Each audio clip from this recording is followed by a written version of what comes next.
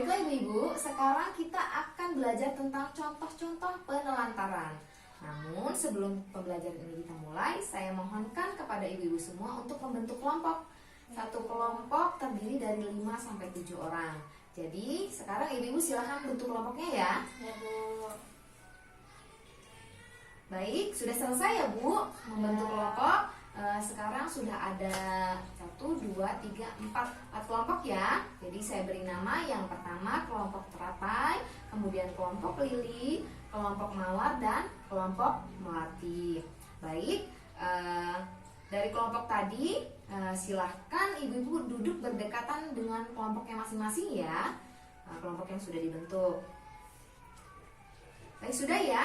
Sudah ya Bu, sudah duduk dengan kelompoknya masing-masing. Sekarang Ibu bisa fokus dan tolong perhatikan saya ya. Silakan fokus ke depan. Baik, sekarang Ibu-Ibu saya mohonkan untuk berdiskusi dengan kelompoknya masing-masing terkait dengan contoh-contoh tindakan penelantaran apa saja sih yang sering terjadi di lingkungan sekitar kita, di lingkungan sekitar Ibu-Ibu masing-masing, di sekitar rumah. Itu contoh-contoh penelantaran seperti apa yang memang sering terjadi. Nah, nanti Ibu diskusikan dengan kelompoknya masing-masing, kemudian dituliskan di kertas hasil dari diskusinya dari kelompok Ibu-Ibu. Nah, saya berikan waktu kurang lebih 5 menit ya Bu ya. Sudah paham ya Bu? Sudah. Ya, oke, saya beri waktu 5 menit, silahkan dimulai. Baik Ibu-Ibu, sekarang sudah 5 menit ya. Segala diskusi bisa dihentikan dulu. Ibu-ibu kembali fokus ke saya.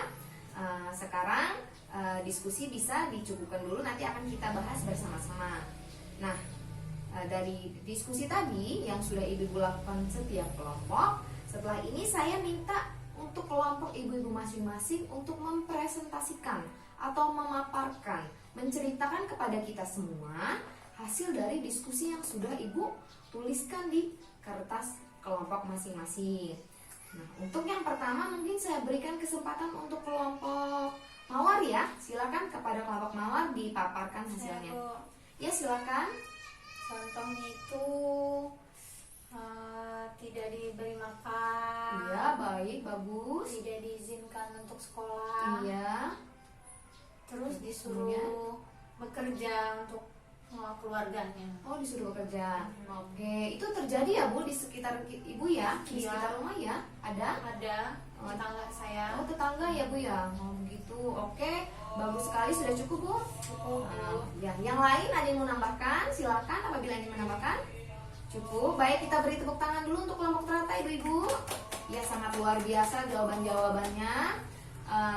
Hasil dari diskusi kelompoknya. Sekarang saya beri kesempatan kepada kelompok teratai ya. Iya, silakan kelompok teratai. Oh iya, tidak memberi makan sama ya tadi dengan kelompok mawar. Kemudian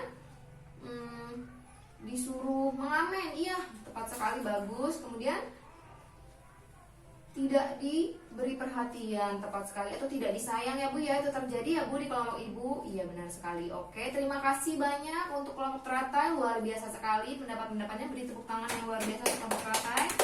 Baik, sekarang semua kelompok sudah memaparkan hasilnya, hasil dari diskusi tentang contoh-contoh penelantaran yang terjadi di sekitar kita. Ternyata banyak ya tadi yang sudah diungkapkan dari setiap kelompok yang memang benar-benar terjadi. Nah, selanjutnya kita akan bahas secara lengkap, kita bahas bersama secara lebih mendalam. Sekarang Ibu-ibu bisa membuka buku pintar di halaman 36. Ibu bisa membaca di halaman 36 tentang penelantaran anak. Bisa juga Ibu-ibu lihat ke depan di flip chart yang sudah saya tempel di depan. Ada tulisan tentang contoh-contoh penelantaran. Bisa Ibu perhatikan juga di sini ya. Kita akan bahas bersama.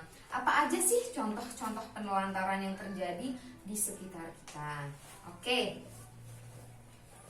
Kita bahas ya yang pertama. Contoh-contoh penelantaran. Yang pertama, tidak memberikan makanan yang sehat, aman, dan bergizi. Nah, ini tadi contoh ini sudah diungkapkan dari beberapa kelompok ya. ada tetangganya yang tidak diberi makanan yang layak oleh orang tuanya. Itu terjadi di sekitar ibu-ibu ya. Memang ini terjadi, anak itu tidak diberikan makanan yang benar layak, jangankan bergizi, bahkan layak pun tidak sehat, jelas keamanannya pun tidak terjamin.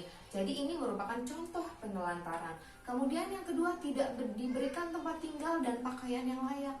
Ini merupakan penelantaran. Contohnya seperti apa sih Bu maksudnya? Maksudnya itu adalah anak misalnya disuruh hidup di jalanan untuk mengamen atau bekerja memulung, tinggal di kolong jembatan, tidak diberikan tempat tinggal yang layak. Itu merupakan satu penelantaran. Tidak pernah diberi waktu dan kesempatan bermain. Ini kadang secara tidak sadar kita melakukan. Anak itu adalah dunianya bermain. Bermain itu adalah hak anak. Jadi apabila orang tua atau keluarga tidak memberikan hak atau kesempatan anak untuk bermain, itu merupakan suatu tindakan penelantaran. Kemudian tidak diizinkan sekolah. Sekolah adalah satu hak anak untuk mendapatkan ilmu pengetahuan, mendapatkan pendidikan, itu adalah hak anak. Jadi apabila anak tidak diizinkan bersekolah, itu sudah tindakan penelantaran. Kemudian tidak melakukan imunisasi terhadap anak. Nah ini juga, anak itu memiliki hak untuk sehat, memiliki hak kesehatan.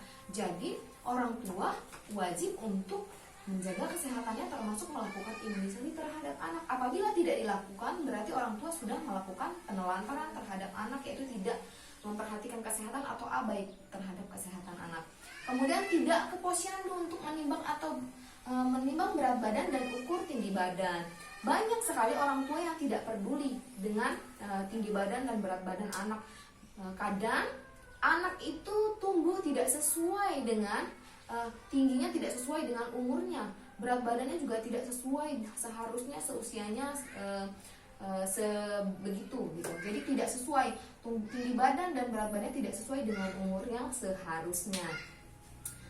Selanjut, kemudian tidak dibawa berobat ke puskesmas atau layanan kesehatan ketika anak sakit. Tadi ada ya di kelompok teratai yang menyebutkan ada anak tetangganya bila sakit itu tidak dibawa ke rumah sakit oleh orang tuanya, dibiarkan saja. Nah ini merupakan tindakan penelantaran, karena saat anak sakit seharusnya dibawa ke rumah sakit atau ke layanan kesehatan yang lain. Kemudian tidak mendukung pendidikan anak, tadi sekolahnya tidak terlalu diperhatikan, tidak dihukum, bahkan tidak disekolahkan. Itu penelantaran. Tidak memberikan kasih sayang yang seharusnya orang tua memberikan kasih sayang, perhatian, rasa nyaman, kehangatan, itu tidak diberikan terhadap anak. Tidak memberikan perhatian ini, jadi abai, cuek, tidak peduli dengan anak. Itu merupakan penelantaran. Tidak mendengarkan pendapat anak. Anak berbicara apapun tidak dipedulikan. Anak mengungkapkan perasaannya tidak dipedulikan. Saat anak mencoba mengeluarkan pendapat, diabaikan. Kemudian tidak memberikan kesempatan beribadah. Ini juga, beribadah itu adalah hak setiap orang, kebebasan setiap orang untuk beribadah. Apabila seorang anak sudah tidak diberikan kesempatan beribadah, itu tindakan yang sangat tidak tepat dari orang tua. Itu sudah termasuk dalam tindakan penelantaran, bahkan melanggar hak asasi manusia. Selanjutnya, tidak mengenalkan nilai-nilai baik dan buruk. Jadi tidak diajarkan oleh orang tuanya mana sih yang baik, mana sih yang buruk, mana yang boleh dan mana yang tidak boleh. Hal-hal dari sekecil apapun sampai hal yang besar itu wajib diajarkan oleh orang tua kepada anak. Namun apabila itu tidak dilakukan, ya berarti orang tua tidak melaksanakan kewajibannya, itu sudah masuk ke dalam tindakan penelantaran. Selanjutnya, ditinggal sendirian, tidak dipedulikan. Dia sendiri, selalu ditinggalkan. Mungkin orang tuanya sibuk bekerja atau orang tuanya sibuk melakukan kegiatan-kegiatan yang lain. Didiamkan dalam kurun waktu tertentu, tidak menegur anak, tidak menyapa anak. Jangankan untuk berdiskusi, bahkan untuk tegur sapa pun tidak diperdulikan. Jadi diabaikan gitu ya, dan lain-lain. Nah, ini tadi ya Bu, contoh-contoh penelantaran yang memang terjadi. Inilah contoh-contohnya yang memang nyata, real, terjadi di kehidupan kita sehari-hari. Bahkan di contoh-contoh ini tadi memang terjadi ya di lingkungan kita ya. Bahkan tadi di tetangganya Ibu Ani, tetangganya Ibu Sani, memang terjadi ada yang memang penelantaran seperti yang ada di contoh ini. Tadi sudah kita bahas bersama-sama ya Bu ya. Ibu.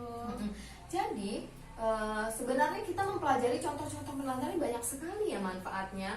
Yang tadinya mungkin kita tidak tahu jadi tahu. Oh ternyata contoh-contoh penelantaran itu banyak sekali bentuknya. Yang mungkin tanpa kita sadari, keluarga kita, bahkan kita sendiri pun sudah melakukan penelantaran. Tapi kita tidak sadar sudah melakukan penelantaran. Misalnya, kita sebagai orang tua sibuk bekerja. Kadang kita meninggalkan anak kita sendirian tanpa pengawasan. Kadang juga sekolah anak kita tidak pedulikan. Hanya kita sekolahan tapi tidak diperdulikan.